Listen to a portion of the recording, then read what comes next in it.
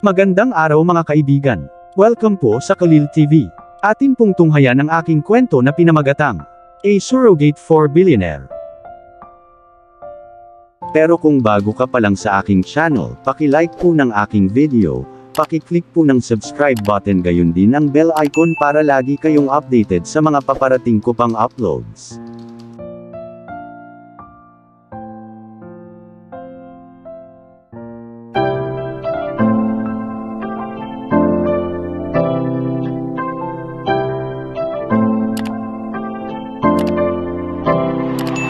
Kalil TV Part 18.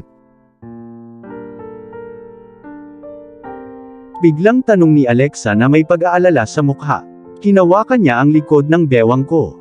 Napatingin ako sa mukha niya at nakita kong nakatingin siya sa akin na may takot habang hinahaplos ang bewang ko. Agad siyang bumangon at binaligtad ako habang tinitingnan ang peklat sa likod ng bewang ko. "Kailan ka binaril?" Tanong niya sa akin habang hinahaplos ang peklat.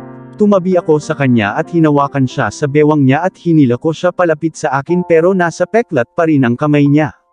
"Tell me," tanong niya ulit sa akin na may naiinip na boses. Hinalikan ko siya sa noo at ngumiti sa kanya. "When I was 20, sabi ko habang nakatingin siya sa akin na may pag-aalala sa mukha. Then she bit her bottom lip and pouted. Anong nangyari? Tiningnan ko ang cute niyang ekspresyon at napabuntong hininga. Nagpunta ako sa kampo ng militar noong ako ay 18 at nanatili ako doon ng halos 5 taon. Isang araw kailangan namin magmisyon at nabaril ako dahil sa katangahan ni Kent. Nilagay ko ang kamay ko sa mukha niya at hinaplos ang malambot niyang pisngi.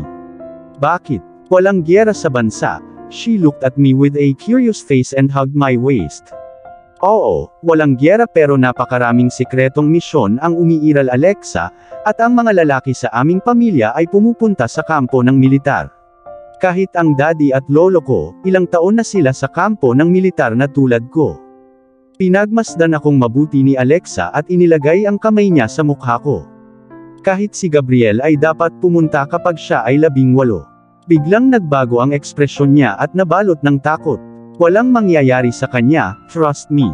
I don't think he would even get a scar like me. He's a genius, sabi ko habang nakahinga ng maluwag si Alexa at ngumiti.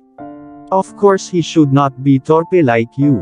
He's just a genius like his mommy, proud tone na sabi nito habang nakataas ang baba. Talaga, torpe ako. Kinurot ko ang pisngi niya at tinanong habang tumatango siya at nagsimulang tumawa. Umiti ako sa kanya at hinalikan ang kamay niya habang nakahawak siya sa mukha ko. I felt fucking possessiveness and happiness nang makita ko ang singsing sa kamay niya. Akin siya at walang makakapagpabago sa katotohanang iyon. "Sebastian, kailangan mo bang pumunta ulit dun in the future?"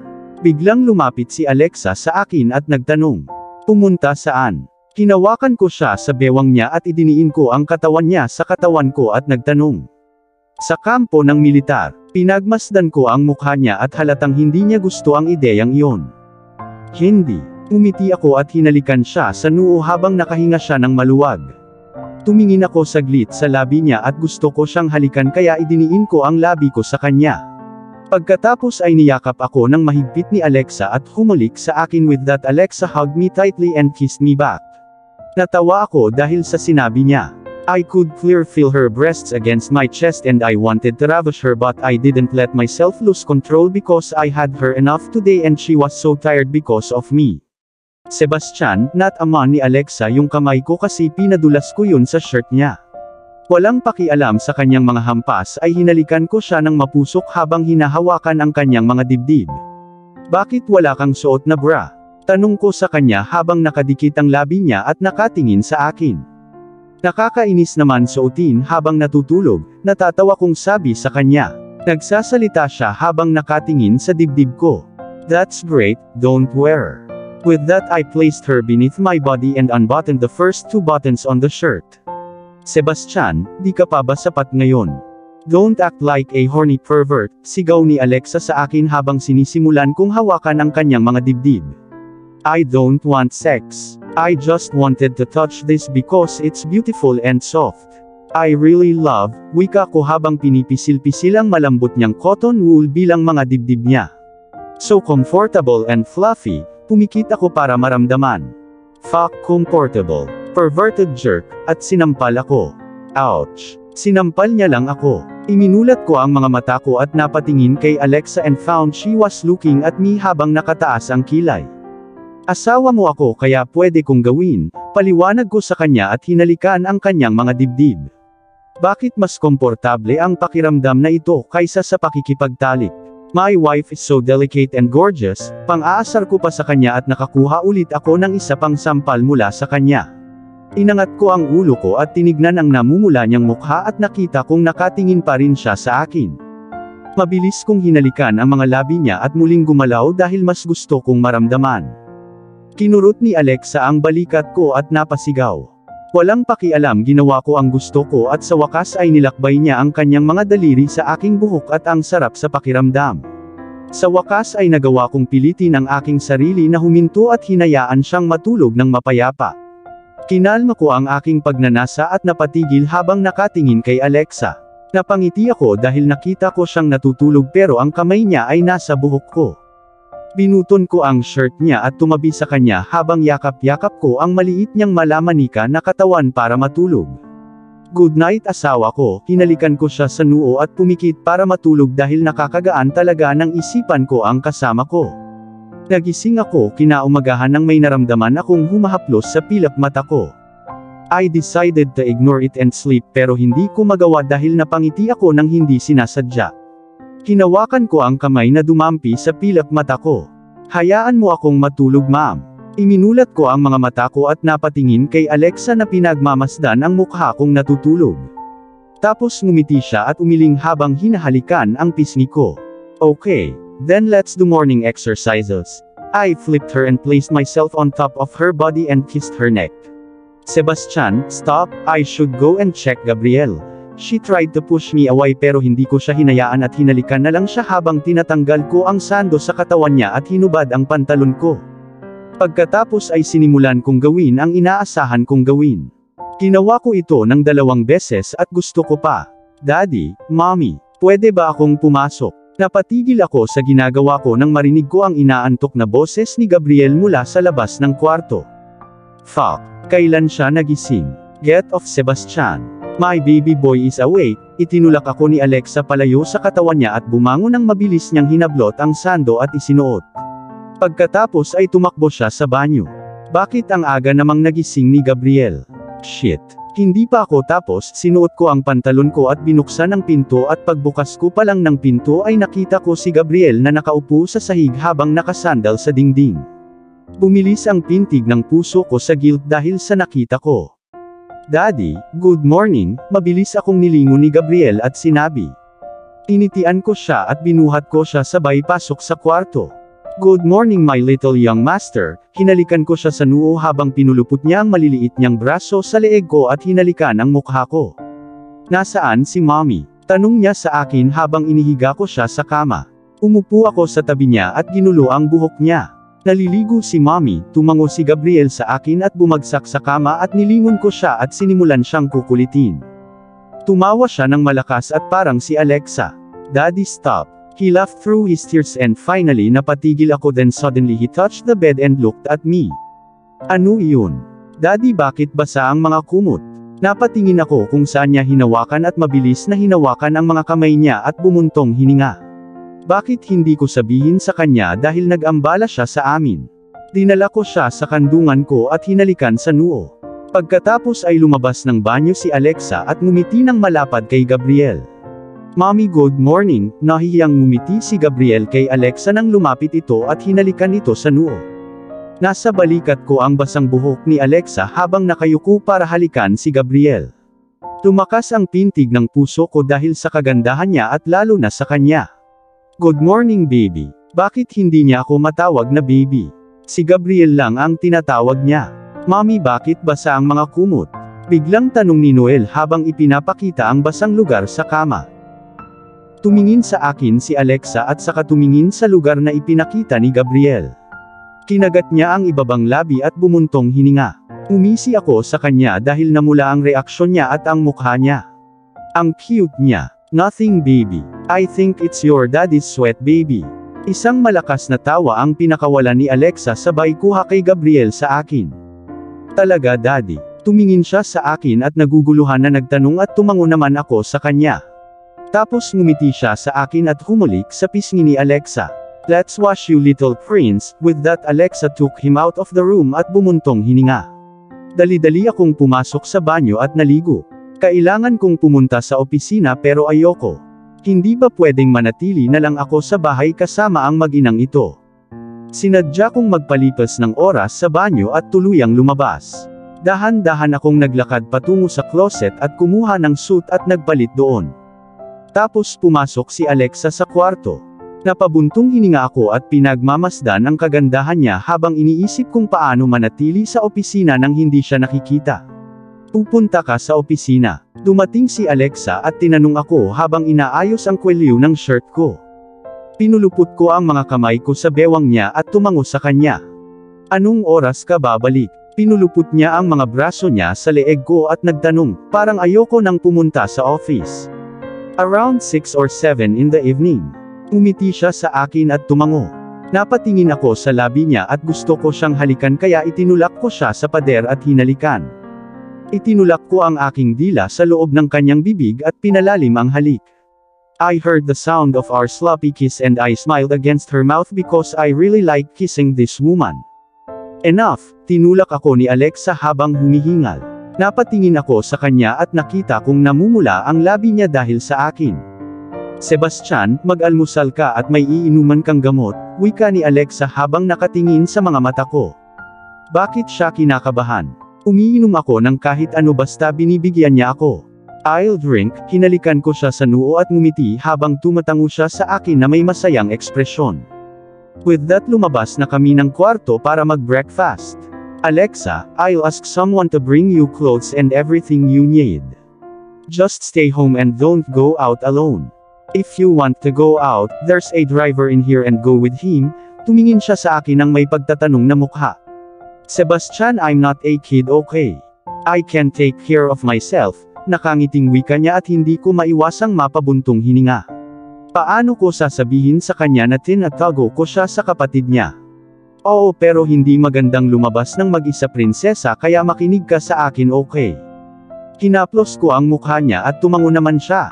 Nakahinga ako ng maluwag dahil hindi na siya ang suplada na babae dati. Pagkatapos kong mag-almusal at magpakain kay Gabriel ay tumayo na ako para umalis pero bago pa ako makaalis ay may humawak sa kamay ko. Napatingin ako kay Alexa na nakadikit ang labi habang nakatingin sa akin at naalala ko yung gamot ko.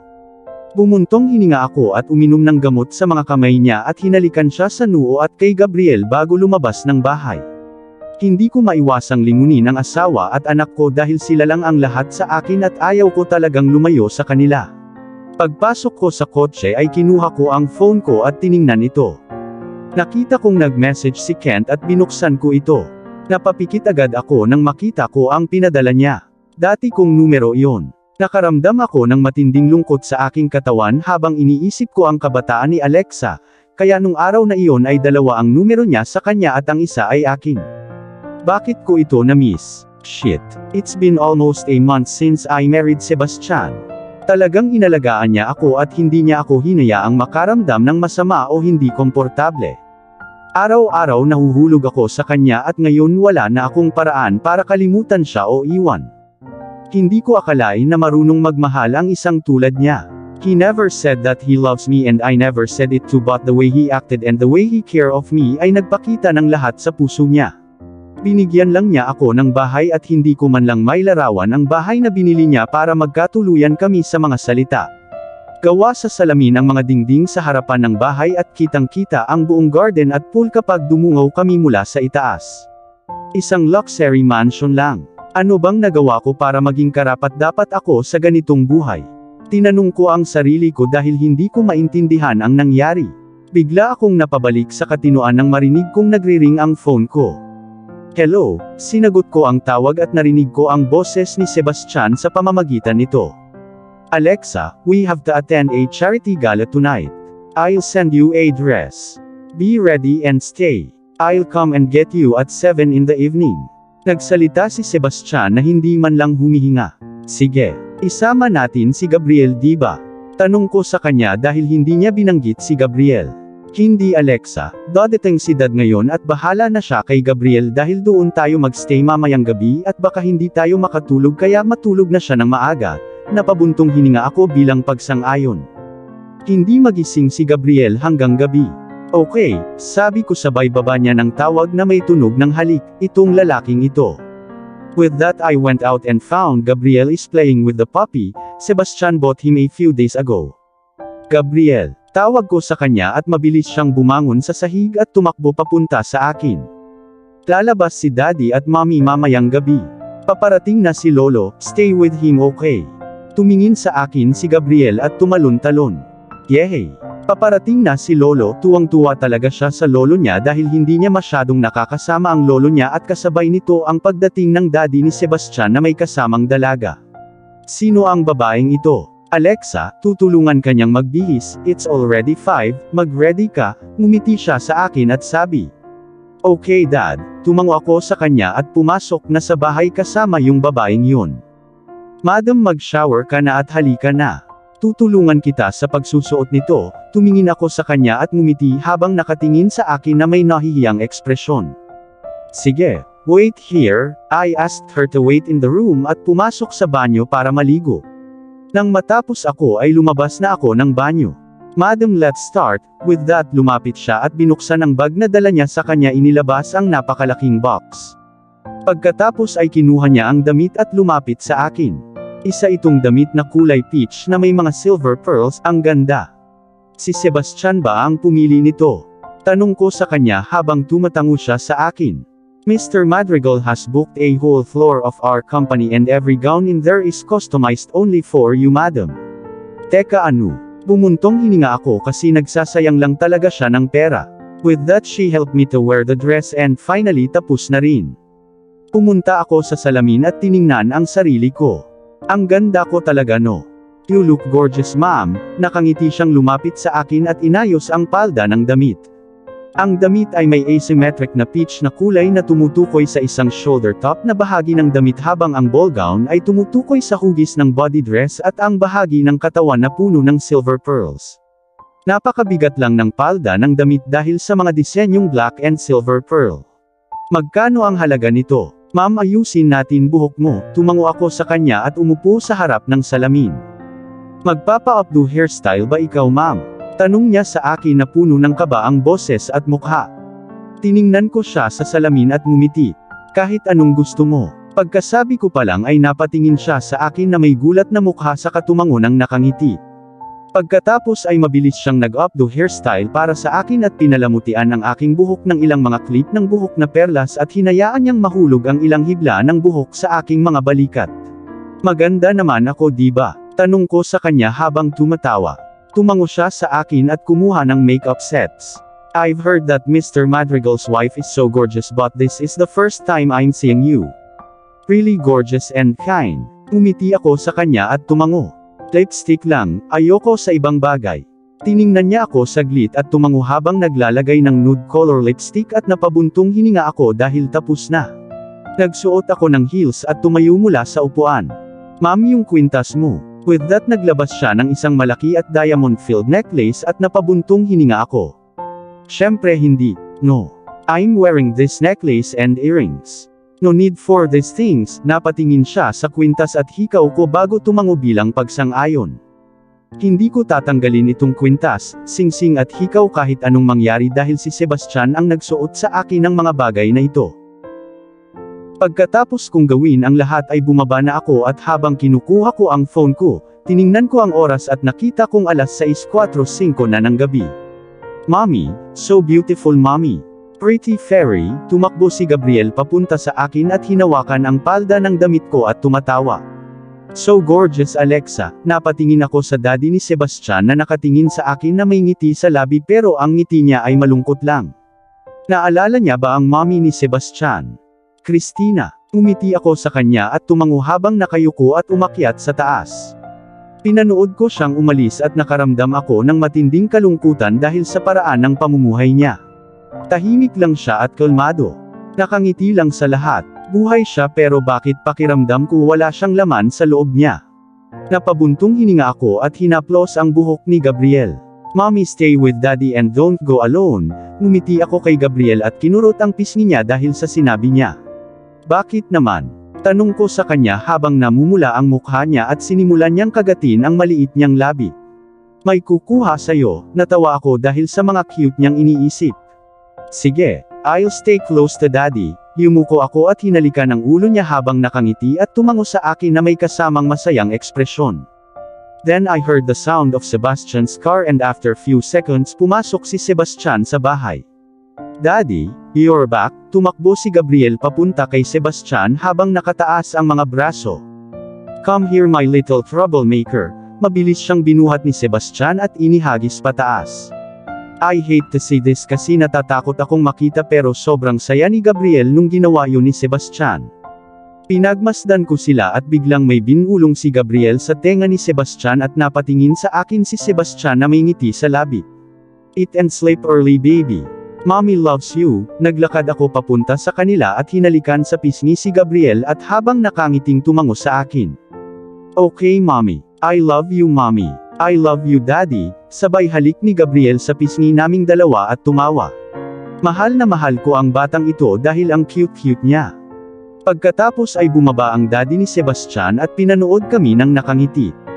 Dad, let me know if anything happened. Tumango siya kay Sebastian at ngumiti. Tumingin sa akin si Sebastian at ngumiti habang ibinababa si Gabriel. Pagkatapos ay ipinulupot niya ang braso niya sa bewang ko at lumabas ng bahay. Pagkatapos ay binuksan ng driver ang pinto ng sasakyan at sumakay na kami sa sasakyan. Pagka-start ng driver ng sasakyan ay sinara ni Sebastian ang bintana na naghihiwalay sa front seat at back seats ng kotse at idiniin ang labi niya sa labi ko. What the hell? Fucking gorgeous Alexa. I don't want to go there. I just want to do you here, he spoke while traveling his kisses all over my neck and collarbones.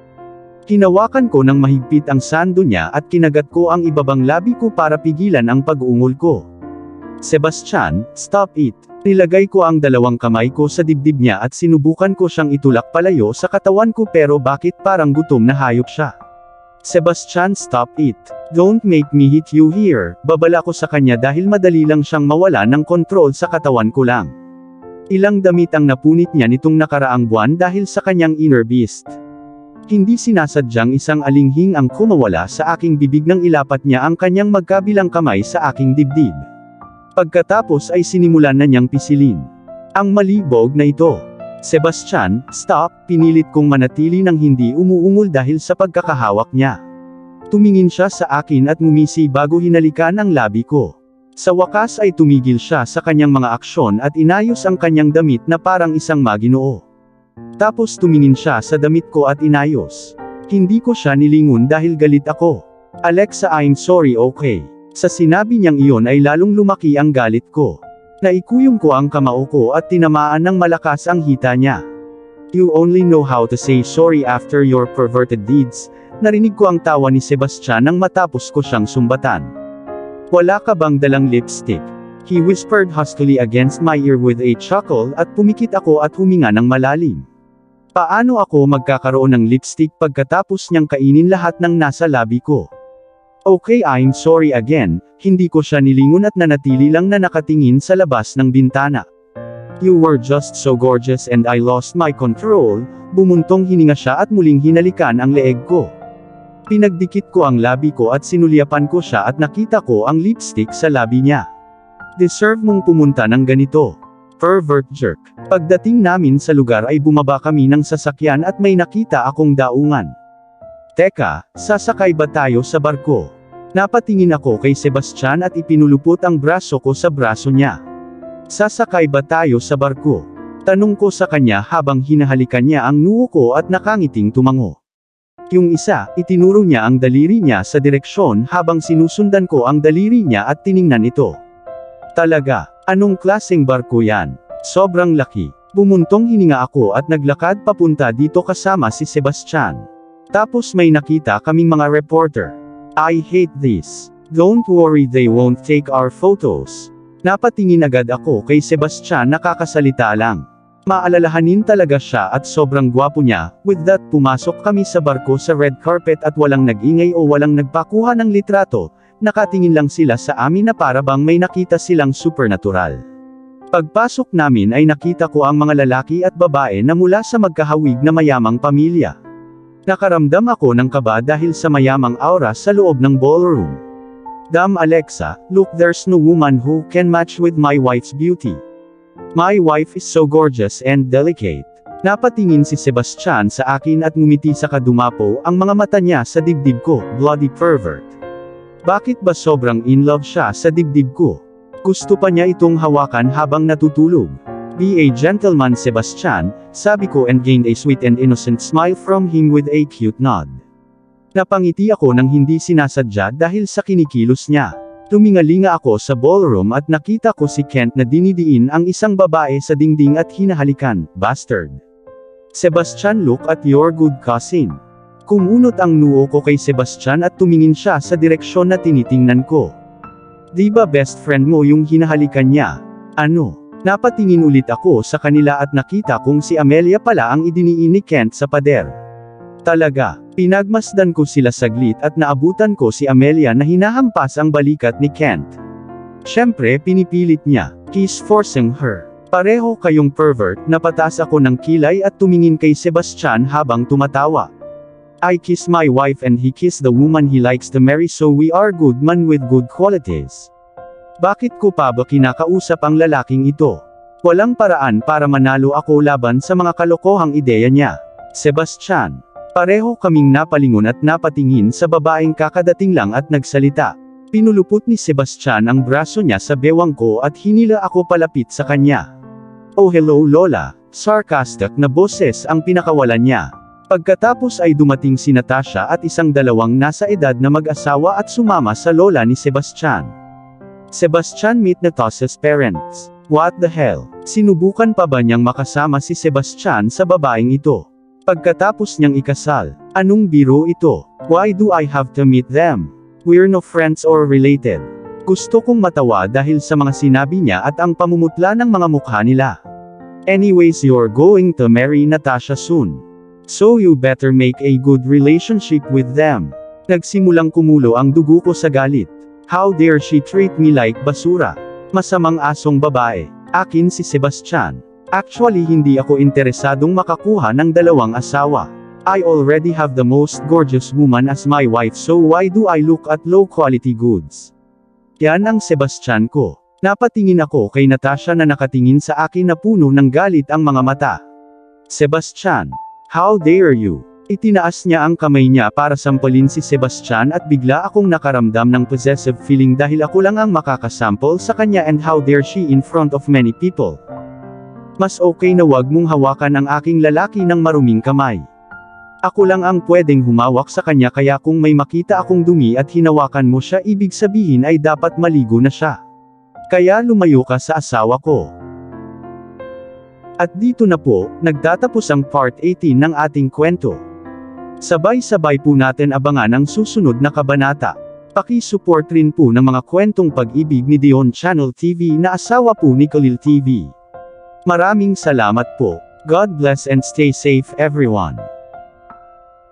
Shout out po sa ating mga kaibigan na sina Nora Abdulkadir of Bahrain, Adelita Shirikian of Jerusalem, Israel, Jasmine Ramos of Abu Dhabi, UAE, Abun Shoji of Japan, Marivic Barquio of Kuwait, Mary Ann Bakat, Marian Sushon, Evain Loha, Fe Cruz, Judy Char, Ana Yu Paul, Harna Baduli, Tenda Sotelo of Umingan, Pangasinan, Evangeline Caballero of Kuwait, Karen May Plato of Hong Kong, Maria Renbuentipo of Uniza Al-Qasim KSA, Vianney Casagde of Kuwait, Taylon 21 of Hong Kong, Rose Ellen Fernando of Oman, Jennifer Gonzalo of Kuwait, Clemon Gabo of Hong Kong, Julieta Tornillo of Kuwait, Simpatica of Singapore, June Gwyneth Igorot Country Sounds of Hong Kong, Evelyn Togonon of Dubai, Kenta Hamamoto, Jean the Best of England, Chris Kenneth Acosta, Teresita Arevalo,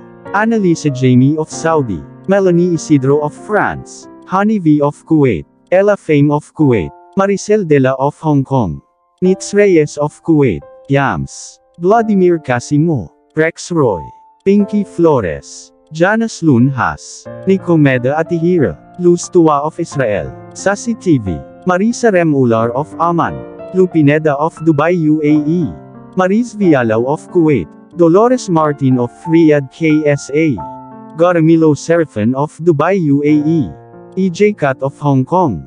Fatima Diocolano of Dammam KSA. Manang Mary's Channel of Amman. Devora Valdez of Singapore. Marites Bolarga of Taiwan. Floreline Adlawan of Riyadh KSA. Lorena Barbosa of Moscow, Russia. Jolie Madamasila of Israel. Maria Manering of Australia. Nelia Ruiz. Raquel Calao. Bernadette Pia. Rodalyn de la Cruz Tagle. Aditha Capiando. Girly Bautista. Gemela Dumasil. Jessel Aquines. Baby Dayrit. De la Cruz Aloha. Spice 221. Annalisa Trinidad of Guagua Pampanga San Matias. Jingjing Roladan. Love Top Secrets. Debbie de la Roca. Shunli Diaries. Cherry Masaglang of Kuwait. Dena Prestoza of KSA. Jane Gupit of Batangas City. Fena Veros. Glyceria Salab. Ellen Juanilo. Elsa Maestro. Amelita Andaha. Nympha Tolentino. Fiel Daliwan. LV Catalonia. Estrella Taluon. Madol Fuerza. Samar Biang. Reina Roque. Highland Sam Gold. Marizel Varona. Minda Adlawan. Zenaida Bala. Neri Javier. Dory Lynn Besa. Alma 1027. Mari Fidator. Helen Santiago. Cynthia Niva. Lizel Chato. Edita Barrientos. Lena Palail. Alejandro Boncales. Azumi 12 Gamang. Gemma Pina Florida. Cherry Lorono. Jeff Felgayo. Chris Elda Mausisa. Rodney Santiago. Elizabeth Banutan. Madol Fuerzas. Leonard Brown. Mitch Hernan. Maria Luningning Fabre. Jenny Joy Ruiz. Malugak Yusana. Anato Kitchen. John Emily. Irma Akira. Beverly Ruiz. Connie Maximo. Madeline Gatan. Cecil Yamamoto. Rose Hasmain Fernando. Maraming salamat po sa suporta at ingat po lagi tayong lahat. God bless.